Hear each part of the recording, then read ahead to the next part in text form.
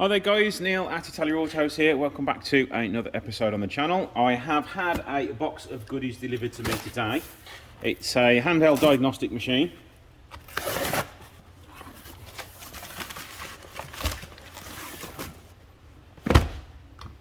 So it's an XTOOL D8 smart diagnostic system. Let's open up the rest of it.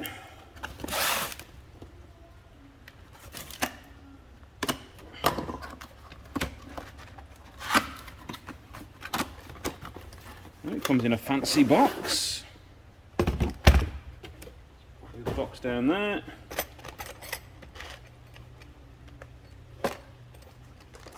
We have got some instructions and a certificate of quality. Cables for the power.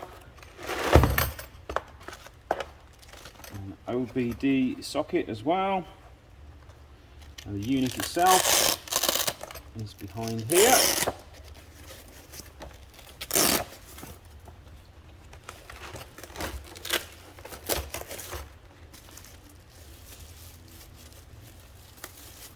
Sort of a Nintendo Wii U sized. I feel like I should be playing games on it. Not a bad bit of kit, that. Also reminds me of a Sega Game Gear. The colour of it and the shape of it and the way you hold it. You've got a little handle at the back so it can be left standing, and I would imagine you could hang that over places as well on the steering wheel and things like that. We've got a power port. We've got a socket on the top. Would imagine that's for the connector, a USB port, and that is it. So I'm going to put this onto charge, and then we'll have a play with it and see what this thing does. So right, I've just connected it to this 2008 Giulietta Spider I've got here. So let's see what we can do. We'll click to Europe cars, Alfa Romeo, automatic detection. Let's see if it'll find it.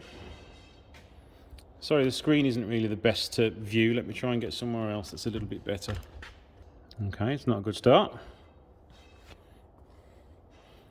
Let's go for manual collection. Oh, it connects to all the older ones, so we'll see if they work.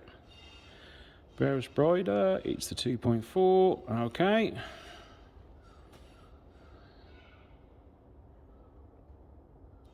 While that connects, I'm just going to move this to a more comfortable position. So that is now connected. The options we've got here is engine, gearbox, instruments, safety, comfort and other systems. Let's go and connect to the engine first. We want to connect to the engine, not the gearbox. Let's read trouble codes. Airflow meter and brake switch and preheating control unit. Let's clear trouble codes. It is running a little bit rough and doesn't start very well, so I do think the airflow meter might actually be misbehaving on this one. There's no trouble codes there now. Let's read in for ECU information. Doesn't really give us anything to look at. What does it show us in live data?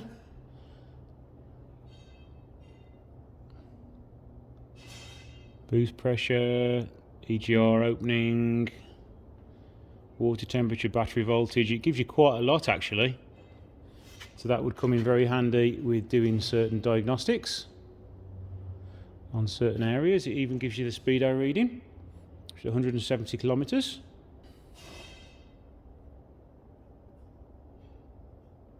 So pretty much all you can do on there is sort of read your trouble codes, use the live data to diagnose faults and things like that. You can turn airbag lights off by resetting the codes obviously, but what you can't do is program anything in. What other systems will it connect to? It connects to the doors, tyre pressure monitoring, parking. If you connect to the parking control, that'll be good. There is a fault code on it, I think. I'm not sure. Let's have a look.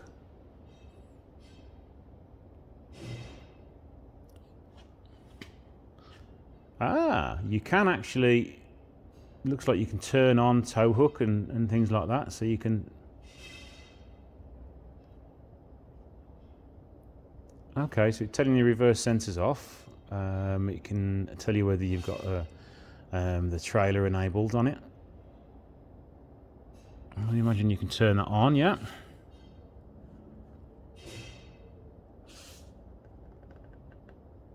Okay, that's fine. That's pretty good as well. You can connect to the driver's door, passenger door. You can connect to the lights, left and right.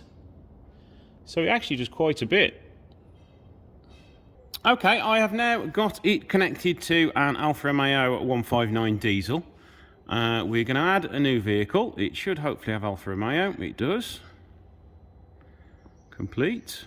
Alfa Romeo. It's going to try and communicate with it now, and hopefully it will connect. Manual 159. I do believe this is a 2 litre 170 brake horsepower car. Now the screen visibility, there is a little bit of glare on the screen, but I do have roof lights above me, so it does make it twice as worse in the unit. The actual build quality of the unit itself is actually pretty good. It's quite sturdy. I've used it on a few cars for Diagnostic now, and it has done quite well. So we've got 3 failures here. We'll have a look at those once it's finished scanning. So I've used it on probably about 3-4 cars now, and had no issues connecting to anything. It's even connected to an Abarth 124, which my normal software wouldn't actually find. So it has actually got 1 up on that. But what I want to try and do with this one is reset the oil warning light, because I've just serviced it. A lot of places, not a lot of places, a lot of machines don't actually do that. I think it's still scanning. Yeah, it's still scanning. Nearly done. But yeah, the unit quality is actually quite sturdy. The battery life is really good. So I've had it on for probably about half an hour, 45 minutes in total, diagnosing different cars, and the battery life is still at 91%. So it should easily last you a good few hours of diagnosing. So let's report on those. Let's have a look at these fault codes now. Report. Lambda sensor resistance. So we've either got another lambda sensor fault, or we have a connection problem with a wire in there. So let's try and clear the fault codes now. We've got ABS. There's no fault with the ABS, I'm pretty sure of that. Can line error. It's probably from a flat battery or something like that, because I know this car isn't used very often. Clear all the TDCs.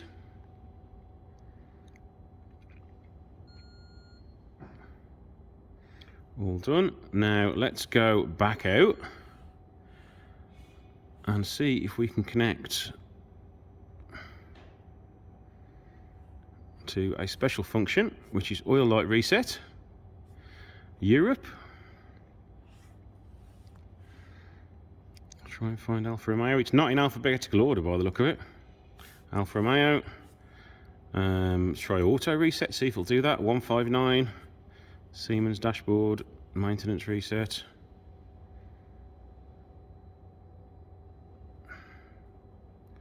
That appears to have done it. What does manual reset do? And doesn't do anything like that. That's for the... So there we go. We have done everything we need to do on this 159, and it has done it. Right, the unit is now all charged. I've also connected to my Wi-Fi and done all the updates. So the next thing I've done, I've actually connected it to a few cars over the last few weeks and started to use it. So we'll click on Diagnostics, Alfa Romeo. We've got a Giulietta here that has just had a service. So it's a 16 model, so we'll do that one.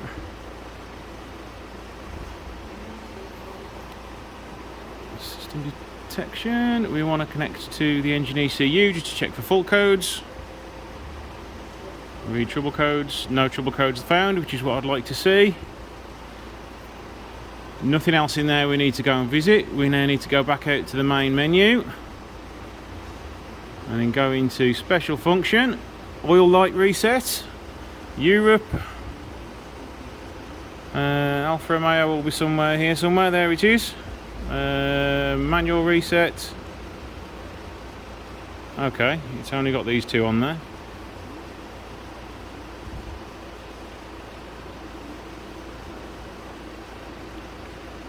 So we can't use this for oil resets on the Giulietta, which is annoying.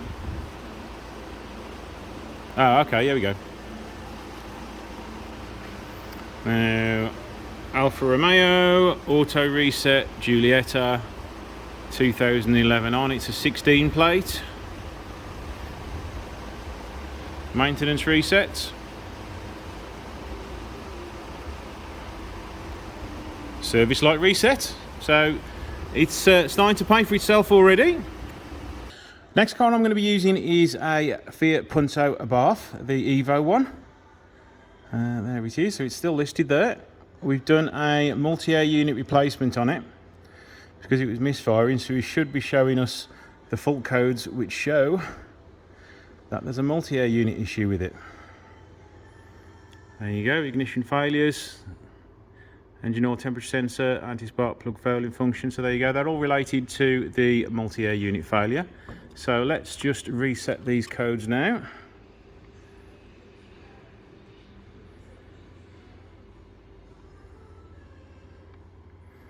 And read the trouble codes again. No trouble codes found, that's what we want to do. So now we've had it connected to a few cars, let's just talk about some other features on there and everything it does. We go into the special functions and it will tell you all the different parts of the cars that you can connect to. The oil reset, throttle body resets, airbag. You can do key programming, but that's probably something I wouldn't really want to venture into. You can connect your instrument cluster, you can do the battery resets, injector coding, DPF regens, gear learning, so that'd be good for the automatic gearboxes. Tyre pressure monitoring resets, power balance, don't know what that does. Tyre upgrade, I would assume that's when you got tyre pressure monitoring sensors, so you can change the wheel sizes and the tyre sizes. We've got connector headlights, it'll connect to the suspension, seats as well, and lots of other different things it will do as well. ABS bleeding as well, that will come in handy because a lot of the modern cars now, you can't just use an old-fashioned bleeder with them, you'd have to connect some software to it. So I am glad that it will do that. We'll see all the different cars it will connect to. It will connect to Fiat, which is my main interest, but it doesn't connect to Alfa Romeo, unfortunately. So I mean, overall, it does do an awful lot. I mean, the diagnostics is very complete. It connects to pretty much most cars out there throughout Europe, Asia, America, China and Australia. So for diagnostics codes, it will pretty much connect to everything. The unit is extremely sturdy. The battery life, you know, it's still showing at 99%, and I haven't charged it since I have turned it on the first time. So the battery life is actually really, really good. The cables themselves, not had any issues with the cables. Maybe a different type of connector on the top would come in handy, but you know, you can still plug it in and screw it in without any issues whatsoever. But yeah, the cable is actually pretty good, and it also converts, because on Alfa Romeos you have to use different coloured connectors to get it to connect to the airbag, ABS for servicing and things like that. But this does this automatically changes everything for you. The actual thickness of the unit is quite thin. I would sort of say it's sort of 3 iPads put together, probably about the weight of about 3 iPads as well. But it's a sturdy piece of kit, and I'm very happy to have this in my unit. Other things you can get as well, you can get an endoscope for it and use that, which would also come in handy. We've got a new version of the app we need to do on that, so we'll do that later. So now the positives of this unit, well, it's so easy to use. Its coverage, it is really good for covering pretty much every make of car. Not for everything, but at least for code resets, it is there and it covers them. The ability to update the unit as well. As you've seen there, I have got an update ready to do on the screen, and it will do that for, I think it's 3 years of updates you get with it. At the very least, it's 12 months. So anything new that comes out, you can make sure it gets covered. Now, the negatives of the unit, there aren't really many. The only one I can really think of is the price. It is £600 or thereabouts. I will put the current price down below because I have had this a few months now, so I'm not sure whether it's changed. It's for a normal home user, if you've got, say, 2-3 cars of different makes and brands, it might be worthwhile for you guys because you can then save some money doing service resets and code reading, whereas normally one sort of tool wouldn't cover as much of this, especially if you spent a couple of £100 on it. So the price point for somebody who's just got a single car, it's probably going to be too expensive. There are other things that you can probably buy which is a bit cheaper, but for us guys in workshops, you know, I found it invaluable, really. It's worth the £600 all day long, because it means I can have non-Alfa Romeos or non-Fiats come in, and I can now reset the codes on them and reset the service lights and things like that. So I would recommend, if you are in the market to buy one of these and that's your price point, is to give it a go. So thank you guys for watching, and I will see you in the next video. Don't forget to comment, like and subscribe.